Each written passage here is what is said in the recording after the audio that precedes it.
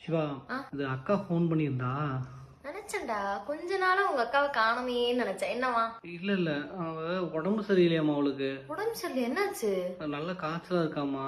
அச்சோ, அதுதான் கூப்பிட்டா. சரி போய் பாத்துட்டு வந்துடலாமாடா? ஹாஸ்பிட்டல் எது போனாங்களா? இல்ல பாக்க அவங்க வராங்களாமா. வரானா? ஓ, ஹாஸ்பிட்டல் போயிட்டு இங்க வராங்களா? ஹாஸ்பிட்டல் போயிட்டு இங்க வரல, இங்க வந்துட்டு ஹாஸ்பிட்டல் போய்க்கலாம்னா. இங்க வந்துட்டு ஹாஸ்பிட்டல் போறாங்களா? ஏன் அங்க ஹாஸ்பிட்டலே இல்லையா? இல்ல அங்க அவங்க ஹஸ்பண்ட் இருக்காருல்ல, ஹஸ்பண்ட் கூட போனா அவருக்கு காய்ச்சல், அவருக்கும் ஒட்டிடும்ல, பரவிடும்ல. அதனால அங்க இருந்து அவருக்கு காய்ச்சல் வந்துடும், கூட போனா வந்துடும் சொல்லிட்டு இங்க வந்துட்டு போய்க்கிறேன்.